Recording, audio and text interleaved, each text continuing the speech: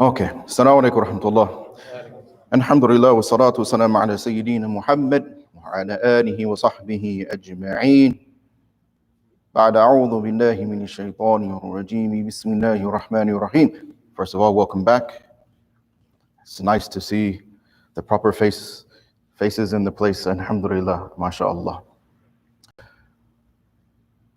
If I were to ask you, say that I need each and every one of you to sprint to the parking lot, you would wonder why, but you would not have any issue or doubt as far as your ability to be able to do so, right? If there's some emergency, some crisis, and I say you have to sprint to the parking lot, everybody now sprint, run as fast as you can to the parking lot. No problem. If I say to you, now I need you to run 30 miles.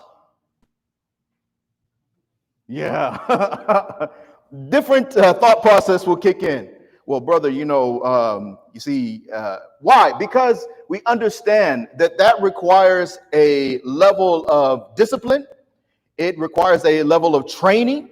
It requires a level of psychological, mental discipline as well. It's something that you have to prepare for. It's not something that you just decide one day that you're going to get up and do. Today, I'm going to go and run 30 miles. And I think a marathon is something like 27.2, right? So you're talking about running a marathon.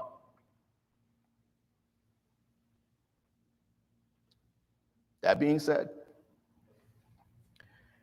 I'm getting ready to engage in a discussion that I'm going to be upfront with you and tell you that it is absolutely, without a shadow of a doubt, absurd to even try to discuss in this period of time.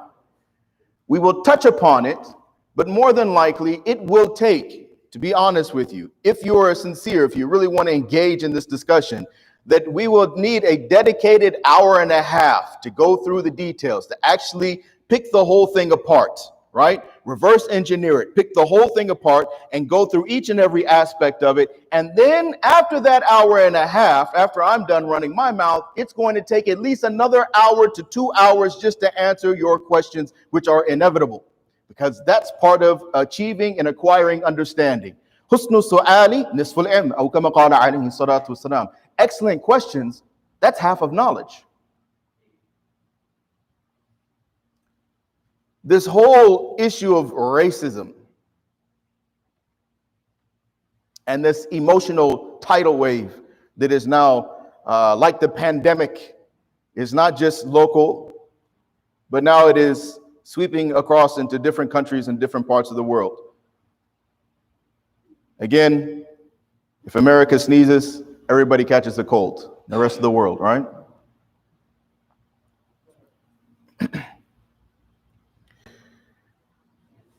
When you are looking at the issue of racism, first of all, the notion as a Muslim, because the only thing we're going to talk about right now is just touching on how do you approach the topic as a Muslim. The notion that you are going to address the issue of racism in isolation, okay, again, is absurd. Because what we're dealing with here are systemic issues. Now, the easiest way for all of us to understand what systemic means is it means a way of life, that there's something wrong with the societal norms, there's something wrong with the general way of life, there's something wrong psychology in the psyche of the individuals in the society, there's something wrong in the hearts and the minds of the people within the society. The system itself has issues. The word for system in Islam is deen. The word for system in Islam is deen. When you say a religion, you say deen, you're talking about a specified way of life, which is now based upon, it is set upon a specific set of beliefs, understandings, values.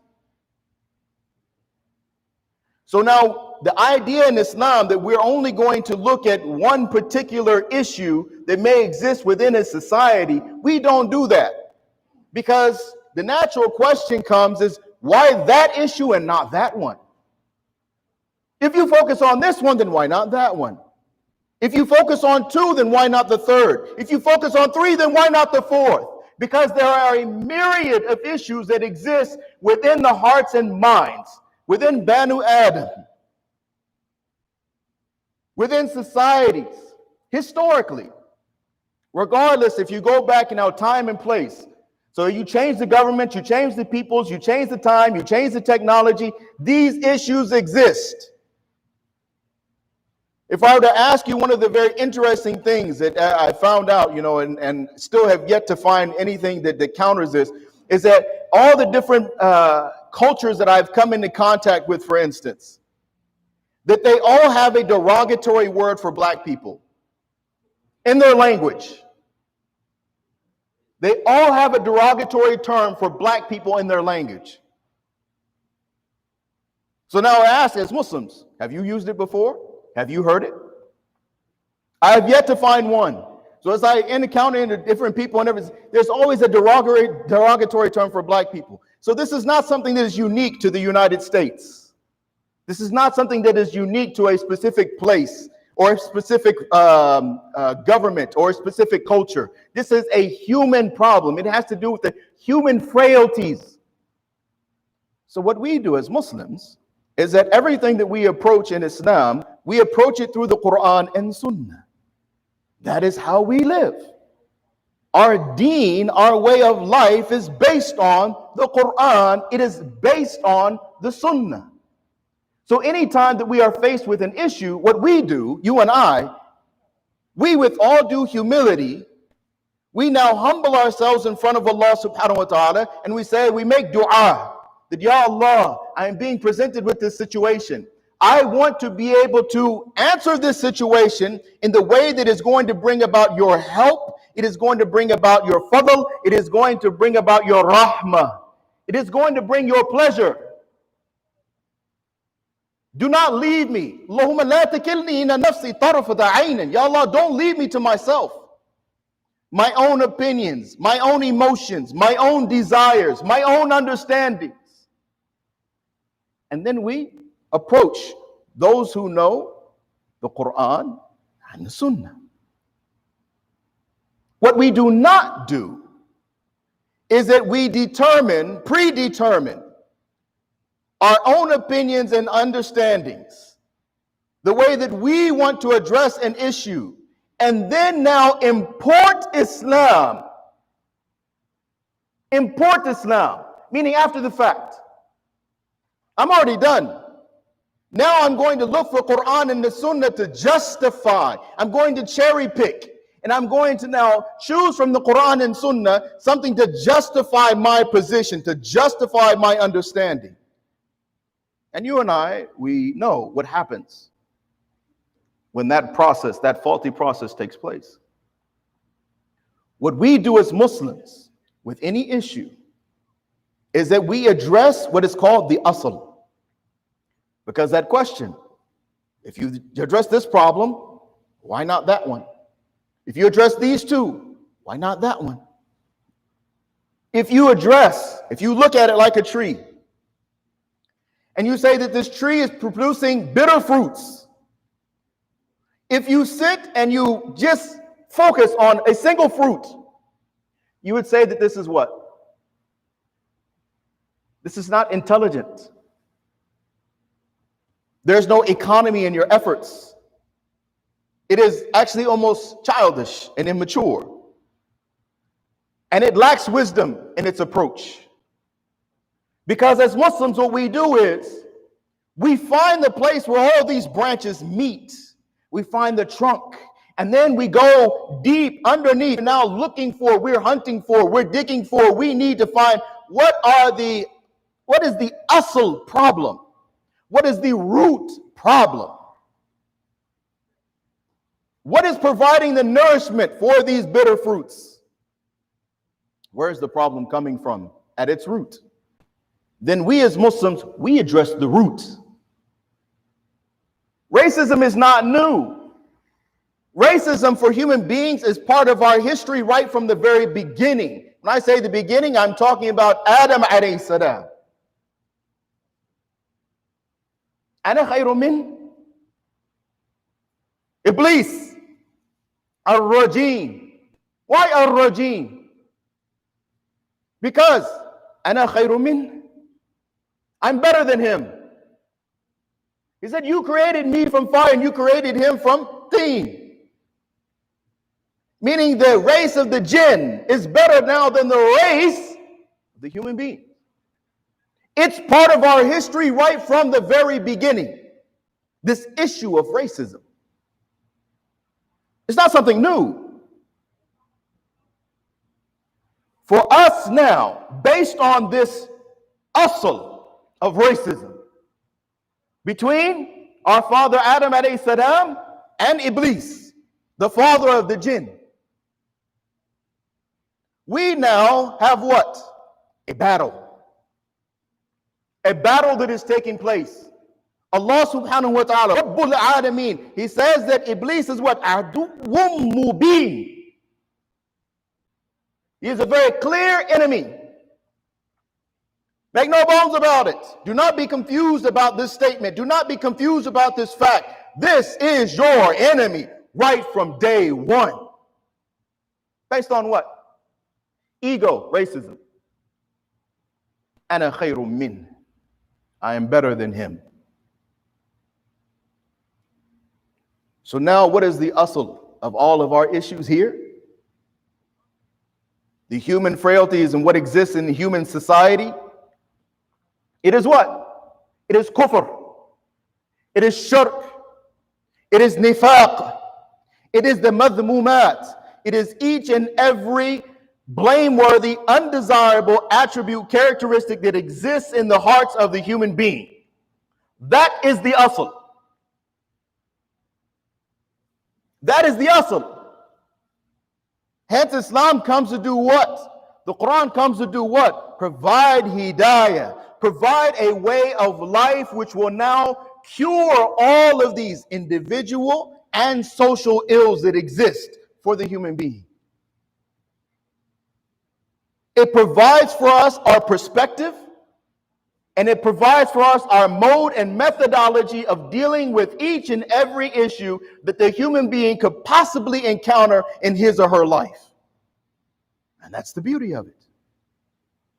We're not left to guesswork. We're not left to our own desires and our own understandings. We're not left to be driven by emotional tidal waves. We remain balanced.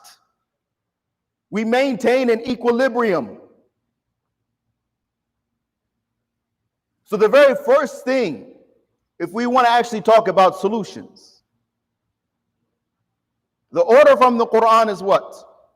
Qu anfusakum wa ahlikum nara. Save what? Number one, yourself. Then your family.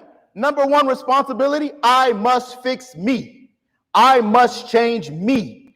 Do I have any nifaq residing in the corner of my heart? Is there any shirk, even a shirk al-khafi, the hidden shirk that exists in my understanding and my priorities, in the way that I am making my decision-making processes?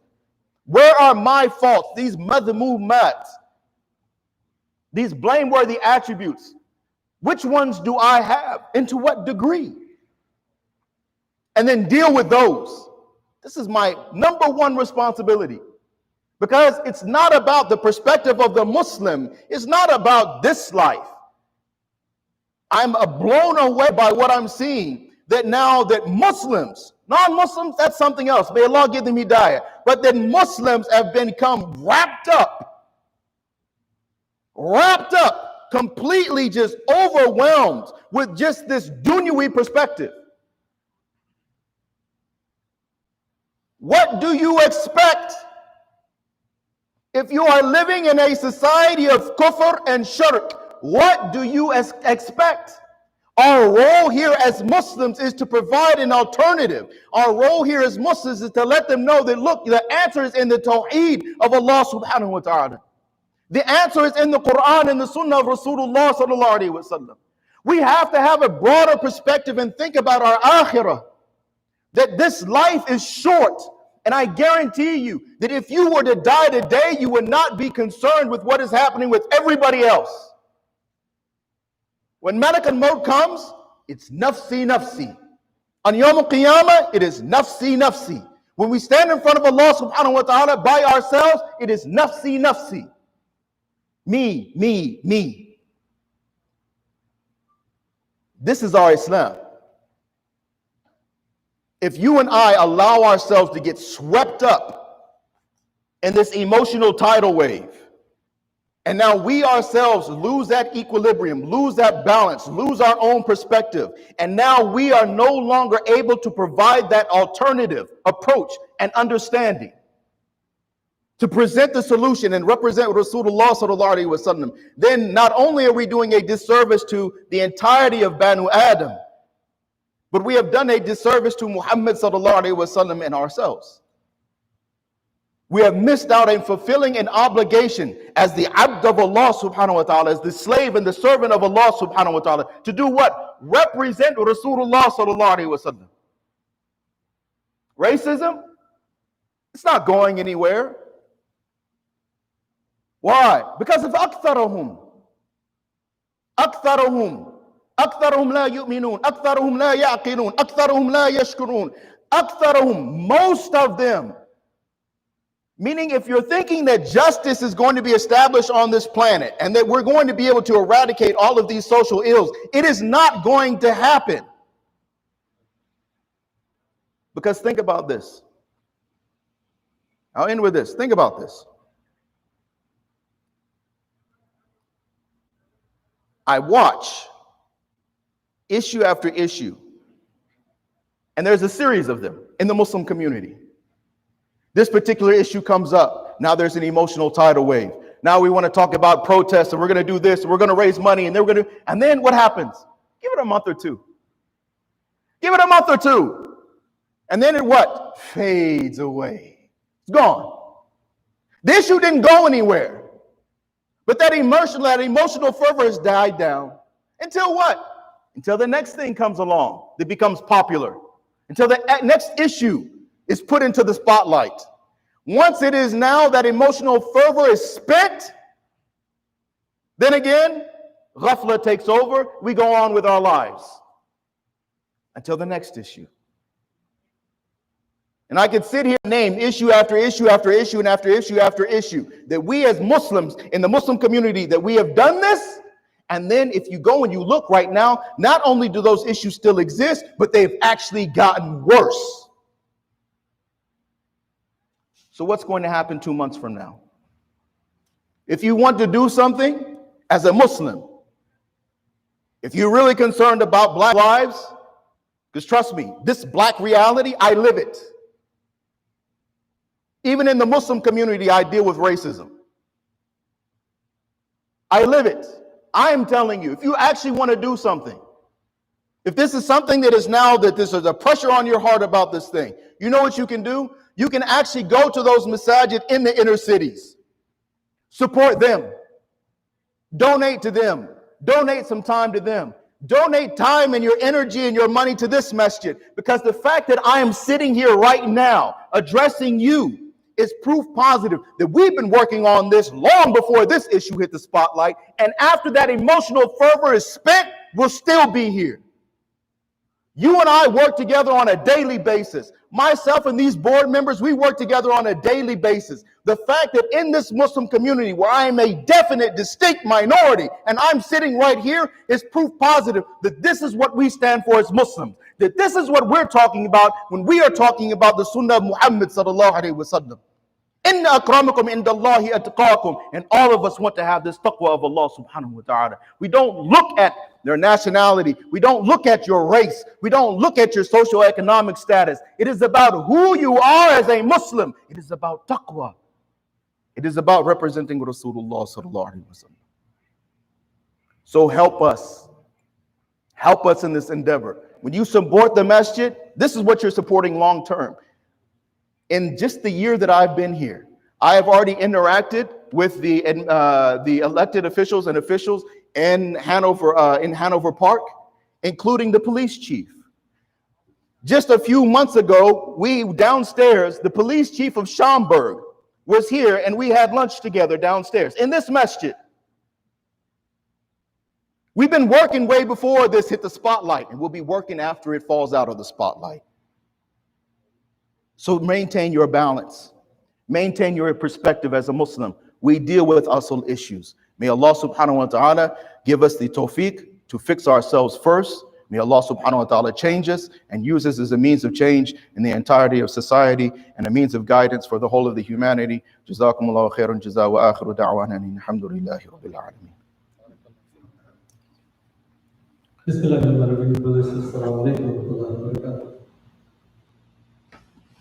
Just opening a masjid was not an easy task. That a lot of things goes behind the door.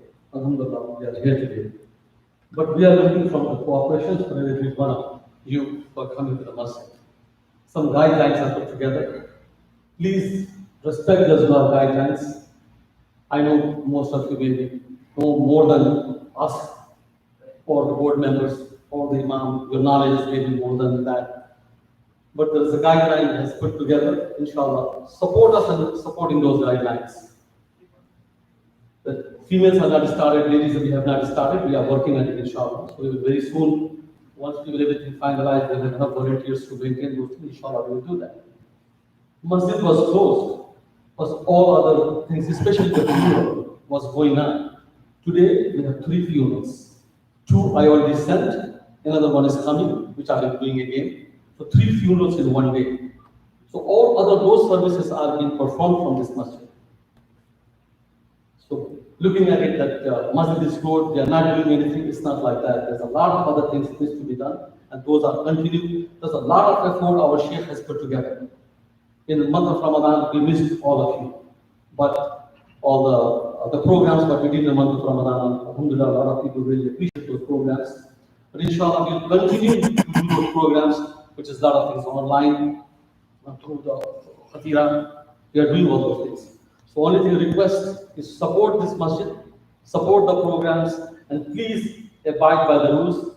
Request is, if anybody over 65 plus, it is recommended, highly recommended, you stay home. Because you are highly vulnerable. You are highly vulnerable if you are 65 and plus, and particularly if you have some disease. If you are diabetic, if you have a heart condition, please make sure you stay home and pray for us. Jazakallah khair.